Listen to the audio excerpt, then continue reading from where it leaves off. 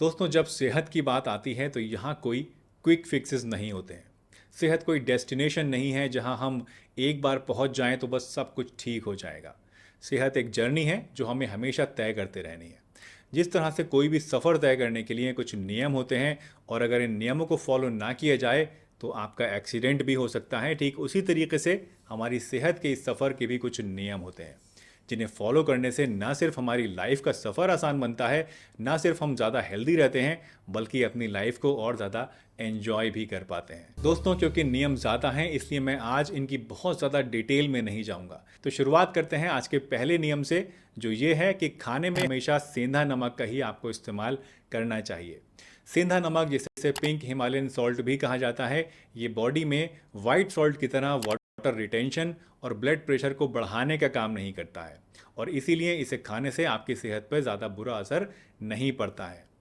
दूसरा नियम यह है कि रात को खाना खाने के बाद कम से कम 500 कदम आपको ज़रूर चलना चाहिए। रिसर्च बताती है कि रात को खाना खाने के बाद चलने से आपका वज़न कम होता है, गैस और एसिडिटी नहीं बनती है और आपको नींद भी अच्छी आती है। तीसरा नियम यह है दोस्तों कि खाना खाने के बाद पानी कम से कम आपको आधा घंटे के बाद ही पीना चाहिए। खाना खाने के फ़ौरन बाद पानी पीने से डाइजेशन वीक हो जाता है और वेट भी बढ़ता है और आपका पेट जो है वो भी फूलने लगता है, तोंद निकल आती है। चौथा नियम यह है कि दिन में 3 से 4 लीटर पानी आपको ज़रूर पीना चाहिए। ऐसा करने से आप पेट की करीब करीब हर एक तरह की बीमारी से बचे रहेंगे, आपको गुर्दे की पथरी कभी नहीं होगी और बॉडी से हार्मफुल टॉक्सिन्स भी साफ होते रहेंगे। पांचवा नियम यह है कि सुबह उठकर 1 गिलास गुनगुना पानी आपको ज़रूर पीना चाहिए और सुबह उठते ही आंखों में ठंडे पानी की छींटें भी आपको ज़रूर मारनी चाहिए। ऐसा करने से क्या होता है कि आपकी बॉडी डिटॉक्स होती है और आंखों की रोशनी भी बढ़ती है। छठा नियम यह है कि खाना बनाने के लिए कभी भी आपको रिफाइंड ऑयल का इस्तेमाल नहीं करना है, बल्कि इसकी जगह पे आपको गाय के देसी घी का इस्तेमाल करना है। रिफाइंड ऑयल बहुत सारे केमिकल प्रोसेसिंग के बाद बनता है और ये आपकी सेहत के लिए बहुत ज़्यादा नुकसानदेह होते हैं। वैसे अगर गाय का घी आप अफोर्ड नहीं कर सकते हैं तो सरसों का तेल या फिर नारियल का तेल या फिर तिल का अनरिफाइंड तेल भी आप यूज़ कर सकते हैं। सातवां नियम दोस्तों ये है कि खाने में जितनी ज़्यादा रंग बिरंगी चीज़ें आप इस्तेमाल कर सकते हैं उतनी ज़्यादा करनी चाहिए। यानी अपने खाने को आपको रंगीन बनाना है और सफ़ेदी से बचना है।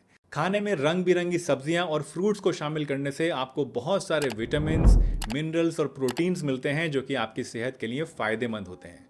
दोस्तों, हमारा आठवां नियम इसी नियम का एक एक्सटेंशन है और वो ये कि खाने में वाइट चीज़ों से आपको परहेज़ करना चाहिए। वाइट चीज़ें जैसे कि white sugar, white salt, white rice और वाइट आटा, ये सभी चीज़ें कैलोरीज से भरी हुई होती हैं और इनमें फाइबर बहुत ही कम होता है, इसलिए इन्हें खाने से आपको मोटापे की शिकायत हो सकती है, कॉन्स्टिपेशन हो सकता है और बॉडी को बहुत ज़्यादा न्यूट्रिएंट्स भी इससे हासिल नहीं होते हैं, नुकसान करती हैं ये सब चीज़ें। नवा नियम है कि रात को खाना खाने में आपको कभी भी दही, राजमा और चावल नहीं खाने हैं। आयुर्वेद के अकॉर्डिंग ये चीज़ें रात में खाने से पेट में गैस बनती है, एसिडिटी हो जाती है और वेट गेन की प्रॉब्लम पैदा होने लगती है। इसलिए इन चीज़ों को आपको अगर खाना है तो हमेशा दिन के टाइम ही खाना चाहिए। 10वां नियम यह है कि सुबह खाली पेट चाय और कॉफ़ी आपको कभी भी नहीं पीनी है। खाली पेट चाय और कॉफ़ी पीने से पेट में एसिड ज़्यादा बनने लगता है और भूख कम हो जाती है। अगर सुबह में आपको चाय पीनी ही है तो हमेशा सुबह कुछ ना कुछ हल्का फुल्का खा लें पहले नाश्ते में और उसके बाद ही आप चाय या कॉफ़ी को पिएं। 11वां नियम है कि रात को कभी भी हैवी खाना आपको नहीं खाना चाहिए।